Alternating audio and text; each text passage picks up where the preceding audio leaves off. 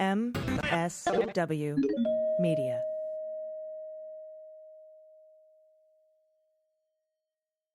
Thanks to ZBiotics for supporting the Daily Beans. ZBiotics engineered a pre-alcohol probiotic. Go to zbiotics.com/dailybeans to get 15% off your first order when you use code DailyBeans at checkout. News with swearing. Daily Beans, Daily Beans. Daily Beans, Daily Beans. Hello and welcome to the Daily Beans for Friday, March 17th, 2023. Today, the Fulton County Special Grand Jury heard a third Trump phone call during their investigation. George Santos brokered a $19 million yacht deal. The Department of Justice has executed a search warrant on the home of former Larry Hogan advisor Roy McGrath, and the Department of Justice told the courts to expect a deluge of new January 6th prosecutions. I'm Allison Gill. And I'm Dana Goldberg. A deluge of new prosecutions, Dana. Bring on the delusion. That's not right, is it? It's okay. It works. Works for me. Collusion, delusion. Yeah, I like it. Thank you for covering for me yesterday. I appreciate that. My pleasure. It's I always love when you're here, but I'm glad I got your back when you're not. That's it. Thank you very much, my friend. So we got some news from CNN today that there's like 24 subpoenas in the Mar-a-Lago documents case. That's not like today. That's been happening for months. But there was a couple new people. I think there was one new person today who testified before the federal grand jury in the Mar-a-Lago documents case. And, we're going to go over that all on the Jack podcast this Sunday. Also, we have the happy hour today at 4 p.m. Pacific, 7 p.m. Eastern time. So if you're a patron, you can join that. If you want to become a patron, you can do that at patreon.com/MillerSheWrote. At the $5 level, you become a patron of both this show, which you get ad-free, and Jack, the Jack podcast. That's a hell of a deal. That's very cool. Yeah, I think so too. And also there will be a bonus episode, weekly wrap-up, totally raw and unscripted, of both the Beans and Cleanup on Aisle 45 this weekend. And Pete will be with me for that, for the Cleanup on Aisle 45 one. So I'm looking forward to that. So that's a bunch of stuff going on this weekend for patrons. And let's see, we got a lot of news to get to. So let's do that. Let's hit the hot notes. Hot notes. All right, a special grand jury that investigated whether the former guy and his allies meddled in the 2020 election in Georgia heard a recording. And, that sounds friendly, right? They meddled. Yeah, those pesky kids. Yeah, they tried to defraud millions of Georgia voters. They heard a recording of another phone call of Trump trying to push top state lawmakers to call a special session to overturn his loss in the state. And that's according to, it says, a newspaper report. That's the Atlanta Journal-Constitution, you guys. They reported Wednesday that it spoke to 5 members of the special grand jury who said they had heard a recording of a phone call between Trump and late Georgia House Speaker David Ralston that had not previously been reported and has not been made public. Ralston, who died in November, did not call a special session in the weeks after the November 2020 election. The 5 grand jurors, 3 men and 2 women, spoke to the newspaper but declined to be named because they were concerned about their safety and privacy, not because they're breaking any rules. It is not illegal for someone in the grand jury to go and talk about what happened in the grand jury down in Georgia unless you talk specifically about the deliberations. So just, Judge McBurney has already come forward and said that when Emily Coors went out and did her media tour, the jury foreperson. Fulton County District Attorney Fonnie Willis opened the Georgia investigation in early 2021, shortly after another recording of a phone call between Trump and Raffensperger emerged, where Trump said, "Find me 11,780 votes. That's just one more than we need. All I want to do is this. I just want to find them." It's just so terrible. Oh, my goodness. Because we won the state. We won by hundreds of thousands, but I only want 11,780 votes. That shows intent to defraud. In a separate recording made public in early 2021, Trump can be heard talking to the lead investigator in Raffensperger's office in December of 2020, pressing her to look into Fulton County, saying she would find things that are going to be unbelievable. Trump also told her, when the right answer comes out, you'll be praised. So that sounds like Russia, if you're listening, they hope you find the 30,000 emails. Our press will greatly reward you. You'll be praised. The special grand jury, which was seated in May, heard from about 75 witnesses. The jury foreperson said about 10 to 12 people were granted immunity. A lot of people pled the fifth. And of course, we know that at least a dozen people are going to be indicted. And a lot of these members of the special purpose grand jury have said quite a few things in this interview. And you know that Pete and I are going to cover this entire story from the Atlanta Journal-Constitution on the next episode of Cleanup on Aisle 45. That's a free podcast. You can be a subscriber if you'd like. That is patreon.com/aisle45pod. So that's Pete Strzok, the new host, the new co-host of Cleanup on Aisle 45, and me. So I'm looking forward to that next week. It'll be great. All right, this is from O'Brien and Rashbaum at The Times. It seems a $19 million luxury yacht deal was brokered by who? Representative George Santos, because if I need a broker deal, that's where I would go. And he brokered that deal between two of his wealthy donors. That's captured the attention now, of course, of the federal and state authorities investigating the congressman's campaign finances and personal business dealings. It seems like he's shady as fuck. Yeah, I'm wondering if that $750,000 that just sort of showed up was his commission for brokering this yacht deal. You know? I mean, it sure sounds like it could be. The sale, which has not been previously reported, so this is a new problem for him, is one of about a dozen leads being pursued by the FBI, the U.S. Attorney's Office in Brooklyn, and the Nassau County District Attorney's Office. And this is all from people familiar with this investigation. Prosecutors and FBI agents have sought in recent weeks to question the new owner of the 141-foot super yacht. Well, that's Raymond Tantillo, and he's a Long Island auto dealer, about the boat and his dealings with Mr. Santos, including his fundraising efforts. Well, Mr. Tantillo bought the boat from Myra Ruiz, who is a Republican donor in Miami. All right. Now, Mr. Santos negotiated the payment. I don't fucking know why, which was $12.25 million up front with $6.5 million more in installments, and advised the two on the logistics of turning over the yacht, according to a person familiar with the sale, which took place weeks before his election in November. Huh. All right. How do you do it? All right. So we'll meet you down at the dock, and you untie the 141-foot yacht, and then we'll drag it over to this other slip. Like, how do you just hand the keys over? Does the staff come with it? I'm confused. I'm also don't understand why he would know anything about any of this shit. Now, it's not clear what laws, if any, that may have been broken in this transaction. Several election law experts say that if the sale was designed to inject money into Mr. Santos's campaign, i.e. a commission, it may be a violation of federal law governing caps on campaign contributions. It would also be illegal if Mr. Santos tied any commission he received on the sale to previous or future donations. Even if he didn't break any laws, AG, the deal serves as further evidence of an emerging narrative given by people in his political orbit. And that is that Mr. Santos seemed to use his campaign not only to win elected office, but also as a networking exercise to ingratiate himself with rich donors and enrich himself from those contacts. Sounds about right. Mr. Santos has denied all wrongdoing, of course, as he does. Joe Murray, a lawyer representing him in potential criminal matters, declined to comment, as did spokesman for FBI. And the United States Attorney's Office in Brooklyn and the Nassau County District Attorney, who is working with the federal authorities on the investigation, all declined.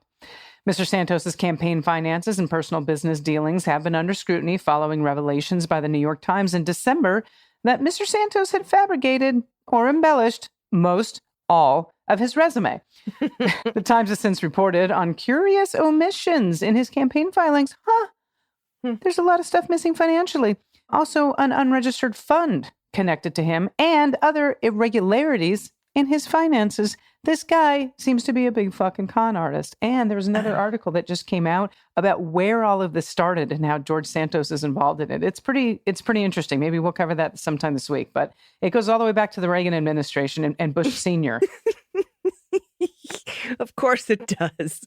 I still think my favorite part of this whole thing is when they were calling on him during when they were voting for Speaker of the House. And they're like, George. And he just wasn't listening because that's not his name. He's like, oh, that's me. Oh, that's right. What name am I using today? All right. Up next, more than 1,000 additional people could still face charges in connection with the January 6th riot at the Capitol. And that's according to a letter to the D.C. federal court from the U.S. Attorney's Office in Washington. This one-page letter, which was reviewed by Bloomberg News, was sent last year. This is Zoe Tillman, by the way, at Bloomberg. This was sent last year to the chief judge and hasn't been previously reported. It offers details on what Merrick Garland has called one of the largest, most complex, and most resource-intensive investigations in our history. The October 28th letter from U.S. Attorney Matthew Graves to Chief Judge Beryl Howell, which came as the department neared its 900th arrest, estimated an additional 700 to 1,200 defendants. That could roughly double the number of cases filed so far, with this month marking the 1,000th arrest, according to statistics from the U.S. Attorney's Office. The more than 1,000 people already charged have clogged the court's docket over the past 2 years. Prosecutors continue to bring new cases as special counsel Jack Smith pursues a separate probe into efforts by the former guy and his allies to undermine the election. Graves warned Howell in the letter that it was, quote, incredibly difficult to predict future cases given the nature and the complexity of the investigation. He wrote that he didn't know how many of the new cases would involve misdemeanor versus felony charges, but he expected a higher percentage of felonies. Quote, we expect the pace of bringing new cases will increase in an orderly fashion over the course of the next few months, he wrote. He ended the letter by saying that the estimates could change as the office continues to monitor charging statistics and evaluate changing resources and circumstances. In a statement, Judge Beryl Howell said the court continues to manage its caseload and trial calendar efficiently, notwithstanding the delays occasioned by the pandemic. Howell's term as chief judge ends today, when Judge James Boasberg will step into the role. He's an Obama appointee. Quote, so far, the court has been able to manage the increased criminal caseload well, she said. Should a surge of filings occur at a later date, the court would assess what additional steps, if any, it should take. And just do me a favor, carve out that fucking Donald Trump trial date. Just leave that blank so that we can have it. I don't want to push this thing too far into the future. More than 500 people have pled guilty and more than 50 have been convicted at trial. High-profile wins for the government include convictions of seditious conspiracy against members of the Oath Keepers. Now, Graves' estimate squares with previous comments by government lawyers in court. Between 2,000 to 2,500 people went to the Capitol that day. NBC News recently reported that online sleuths have put the number of potential defendants, people accused of going inside and assaulting police or destroying property, closer to 3,000, Dana. God, I hope every single one of them goes to jail. And I'll tell you what, there's some job security for this court. My God. All right. An interstate investigation is underway for a one-time chief of staff to former Maryland Governor Larry Hogan after he failed to appear in court on Monday. This is from the U.S. Marshals Service. Okay. Now, Roy McGrath, 53, who served as a top aide to Hogan, who we know is a Republican, for just a few months during the summer of 2020, well, he's facing charges in relation to an alleged scheme to bilk Maryland out of more than $276,000. Yeah, McGrath has pleaded not guilty to all the charges and was released on bond. The U.S. Marshals Service said that in a statement on Tuesday. Now, he was due to appear in a federal court in Baltimore and is now considered a wanted fugitive. Fucker didn't show up. The FBI executed a search warrant Wednesday at McGrath's Naples, Florida home. His attorney, Joseph Murtha, that's what he told CNN. Now, Murtha said, and this is a quote, he is still unaware of McGrath's whereabouts. His lawyer doesn't know where the fuck he is, apparently. Hard to believe, but we'll see. Now, McGrath was indicted by a federal grand jury in October 2021 on charges that he defrauded the Maryland Environmental Service, which is a state-operated corporation where he served as executive director before joining Hogan's office, and of a $233,647 severance payment. That's what they're saying, by falsely telling them that the governor was aware of and approved this payment. The Justice Department. That's the information from the DOJ. Now, the indictment also alleged that McGrath directed MES funds to an art museum on which he was a member of the board of directors so as to avoid paying for a pledge out of his own pocket, defrauding MES to pay for a tuition expense of more than $14,000 and falsified timesheets during 2 vacations. This guy's a piece of work. McGrath was initially charged with wire fraud and embezzlement from an organization receiving more than $10,000 in federal benefits, and a superseding indictment returned in June of 2022 also charged him with falsifying records. Now, on the state level, he's facing felony theft charges and a violation of the state's wiretap law. This is, again, what the Justice Department said. When he resigned from Hogan's office in August of 2020 amid inquiries about the severance payout, McGrath blamed, and this is a quote, sad politics of personal destruction, and said he was stepping down to avoid unnecessary distractions to Hogan and his team. Well, McGrath faces decades in prison if he's convicted or found at this point of all charges against him. Where did he go? Yeah. This is interesting because he was not considered a flight risk. Well. Mm-hmm. Very, very interesting. I wonder, like, where is he? Let's do Carmen Sandiego. Like, where in the world is Roy McGrath? Yeah. Where could he be? He's in Naples, Florida. Maybe he's in the Bahamas somewhere. Do you think he, like, fled? And maybe he'll end up in a Bahamian jail with that, where that Bankman-Fried guy ended up. Yeah. Who knows?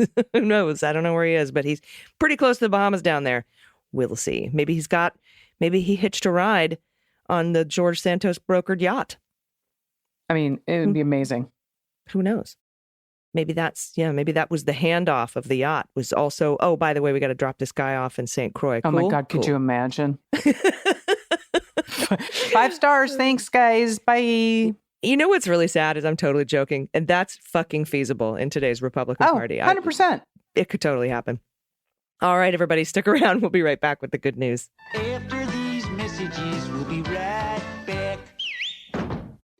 Hey, everyone, if you're like me, you occasionally enjoy going out with your friends and having a little fun, and that is fantastic. But what's not so great is how you feel the morning after. A few drinks the night before can easily turn into hours of sluggishness. And before you know it, most of the next day is gone. Well, not anymore, because now there's Z-Biotics. Z-Biotics Pre-Alcohol Probiotic is the world's first genetically engineered probiotic. It was invented by PhD scientists to tackle rough mornings after drinking. Now, here's how it works. When you drink, alcohol gets converted into a toxic byproduct in your gut. It's this byproduct, not dehydration, that's to blame for your rough next day. Z-Biotics produces an enzyme to break this byproduct down. It's designed to work like your liver, but in your gut where you need the most. Just remember to drink Z-Biotics before drinking alcohol. Drink responsibly and get a good night's sleep to feel your best tomorrow. I tried Z-Biotics for the first time a couple weeks ago. It was amazing how good I felt the next day. It made such a huge difference. And now, the first drink I have every time I go out with my friends is a bottle of Z-Biotics. So give Z-Biotics a try for yourself. Go to zbiotics.com/dailybeans to get 15% off your first order when you use code dailybeans at checkout. Z-Biotics is backed with a 100% money-back guarantee, so if you're unsatisfied for any reason, they will refund all of your money, no questions asked. That's Z-Biotics, zbiotics.com/dailybeans. And don't forget to use code dailybeans. You'll be glad you did.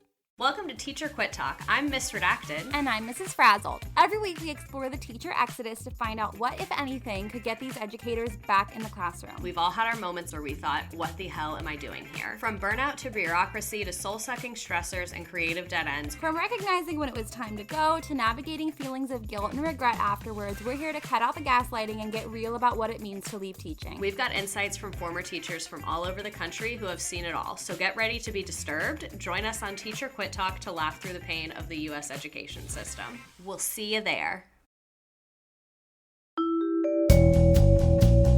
So, Renato, do you still have your own podcast? Yeah, it's complicated. What's so complicated about a podcast? That's the name of the podcast, remember? Oh! Will you still be exploring topics that help us understand the week's news? You bet. But we'll have a new name because we're going to be working together to explore complicated issues that are dominating the news. Working together? Yeah, you're hosting it with me, remember? Oh, right. Wait, does that mean our podcast is going to have a steam mop segment? Let's not get carried away. But we'll discuss hot new legal topics, so check out our new episode coming soon to everywhere you get podcasts as well as YouTube.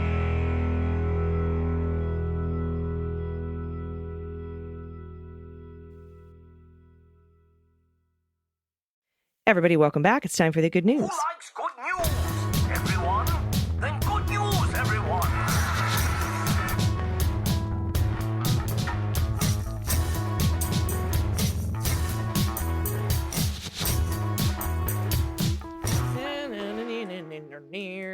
Good news, good news. And if you have any good news, confessions, corrections, you want to play shit my kid says or shit my parents say or shit you say, or you want to give a shout out to somebody that you love or an adoptable pet in your area, or send us your pod pet pics for tax, especially in costumes. And also baby photos, send them in, frog orgies, whatever you've got, send it to us at dailybeanspod.com and click on contact. All right, Dana, first up from Amy, pronouns she and her. I hate that the first time I post to you is a correction because I love you both so much. But mommy is pronounced mommy. Ohio has become increasingly embarrassing. Even worse, I live in Jim Jordan's district, so every day bruises my soul. I'm so sorry, Amy. As an apology for the correction, I have a pet tax. The dog is Max, and the cat is Chloe. Max is only has 2 breeds to him, and neither one is Chow. He's wedge-shaped. His ass end is almost 2 feet wide. Oh. Chloe is my girl who sticks by my side even when Max tries to run her off. I love them both dearly. All right, dog breeds. That looks like a St. Bernard Golden Retriever. That's probably not it. But Or an Aussie Pyrenees? Oh, Pyrenees. Yeah, I always get those confused with the St. Bernard. I should say Aussie, but we actually call them Aussies here in the United States. But Australian Shepherd. And look at the beautiful calico Chloe. Beautiful. Okay. Dog breed. Bernese Mountain Dog Great Pyrenees. Nice. Oh, we just call him an adequate Pyrenees. That's hysterical. That's great. Thank you so much for that. I love that. All right, this is from Charles from New Orleans, who apparently has some French in them, which is il lui for pronouns. Hello, Beanstalkers. Good news. I now have a pod pet. I've been listening since the days of Mueller controversy. Mueller. Yeah, the Mueller concept. Yeah. I got a cat a week or 2 before Mardi Gras. She was unceremoniously dropped off at my friend's place, and they have 3 cats. She was not well received and bullied. As a bachelor, I took her in. She hid under the couch for days. Now she joins me for sleep every night. I have witnessed the zoomies. Her name, Shai Hulud, Empress of Chub. Shai Hulud, Empress of Chub. This cat is bonkers. Well, and it will not eat tuna, chicken, bologna, cheese, or any human food. It's really bizarre. I love I can finally pay my pet tax. She's wonderful and can do no wrong. And she likes to lay on a box. Look at the baby. Or lie in a box. Look at the chonk. I want to pet the belly. I hope, Charles, that she likes belly rubs. All right, next up from Anonymous, no pronouns. Natty is our first rescue that wasn't a dog. Natty spent 4 minutes inside this taped area. This is going to be really fun. I also want to know the timelines of how long these cats stayed. I told you guys. All right, so we have a new game. If you have a cat, take some painter's tape, make a rectangle on the floor. Your cat will sit in it. Let us know how long your cat will sit in it, has sat in it, and also send a picture. Anonymous, thank you for this. 4 minutes. So good. I told you, Dana. I told you it worked. You did. All right, this is from Angela, who is the mother of Panoot. Just kidding. Panoot. It's the mother of Peanut.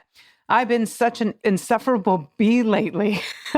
I thought it was due to daylight savings or allergies in Texas, possibly. It could also be because you live in Texas, Angela. I had not thought about my allergy to mold and my ongoing water damage insurance claim until my doctor yelled at me today. Good for your doctor. That's dangerous. So in the future, maybe all us strong, independent women need to remember to breathe and accept help when offered. Just according to my oncologist. I agree. For pet tax today, you get the nostalgia of all the stuffed animals I found from my childhood days while cleaning out closets before the workers come to put in new flooring. We got number 1. We've got the creepy looking sheep. That's named Lammy Pie and is 50 years old. The dog with the tongue sticking out is the last toy my grandfather gave me as a child. We named her Sandy. The floppy dog on the top was a Christmas gift because my dad didn't want to give me an actual dog. I wrangled one by July. The duck was what I gave my grandmother the weekend before she died because the hospital said I couldn't give her flowers. Oh. These are very sweet, Angela. Look at Lammy. Look at Lammy Pie. So 50-year-old, sweet. 50-year-old Stuffy right there. Yeah. So cute. Thank you, mother of Panoot, for all the so stuffies. Good. Next up from Nick, pronouns he and him. March 15th show while walking my dog. And I said to him, sure is nice being a dog at this time in history, because as long as we go on our walks and you get treats and food and a warm place to stay here, and you don't give a fuck, do you? And this is the look I got from him. That's about right. Oh my goodness. I'm going to grab this next one too from Diane, no pronouns. Hello, ladies. St. Patrick's Day baby here. Happy birthday, Diane. And I'm gifting my own damn self with a shout out. I ended 2022 an absolute mess, so I decided it was time to shake some shit up. I made the 2023 goal, not resolution, of stepping out of my comfort zone with one new thing a month. That's a very cool idea. In January, I started pole fitness. I love it. I've kept up those classes. February was cartilage piercing. That did not tickle, but I kind of liked it too. March will either be indoor skydiving or rage yoga. Okay, I need to check out rage yoga. By the end of the year, friends and family may decide I'm in the middle of a midlife crisis. I'm in my late 40s, so it seems necessary. Also, I don't care. I'm doing this for me, not them. The difference in just a couple months has been amazing. My mentor has commented more than once how much my mood and confidence have changed since she started mentoring me in February. I feel so much better than at the beginning of the year. I highly recommend stepping out of your comfort zone to everyone. You will absolutely surprise yourself, and it will feel amazing. As pet tax, here's my son's new puppy. I went to the grocery store on a Saturday in February and came home to this ball of fluff. He is going to be huge. I actually know the breeds, so yes, please play What the Mutt. Okay, German Shepherd. Oh, yeah. Chow. How many breeds? Oh, she didn't say. Maybe Lab? Black Lab? Oh, maybe there's Pyrenees in there. Beautiful dog. That is definitely shepherd ears, though. The little white patch could be Pier. Yeah. Let's see what we've got. Oh, my God. Oh. What a cutie. There you go. All right. Akita German Shepherd. Oh, perfect. Beautiful, beautiful baby. Oh, that was the last one. I'm sorry, Dana. I robbed you. Hey, you know what? That's okay. Sometimes I just like to listen to you talk. That's good. Because I do that for a living. So I'm glad someone does. It's a good voice. It's a good radio voice for sure. Well, thank you very much. It used to not be. So I've worked a little bit on it. So I appreciate that acknowledgement. Yeah. Because I have a very thick Australian accent. You just can't hear it. You are so full of shit right now.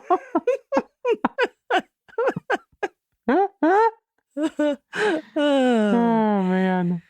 Anyway, it's Friday. It is. So I hope you have a couple cocktails this weekend if you are going anywhere, doing anything fun. I'm heading to North Carolina. I've got money to raise in North Carolina for our fight. LGBTQ equality. It is still necessary everywhere. Our trans community more than ever, and the drag community now, which is absurd, is under attack and starting to be vilified and literally criminalized. All of this is just crazy pants. So headed to North Carolina, do my job, raise some money.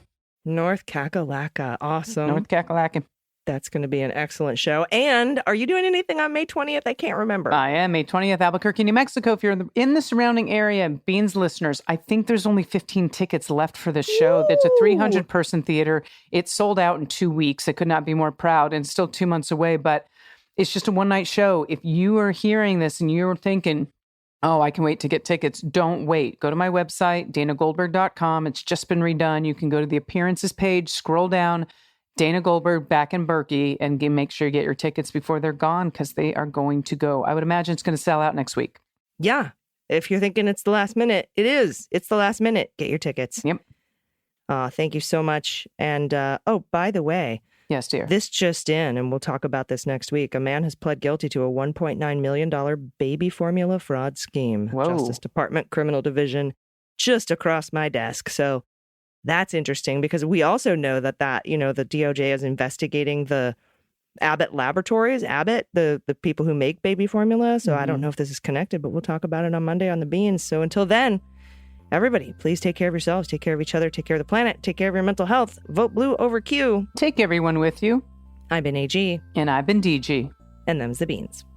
The Daily Beans is written and executive produced by Allison Gill, with additional research and reporting by Dana Goldberg. Sound design and editing is by Desiree McFarlane, with art and web design by Joelle Reeder with Moxie Design Studios.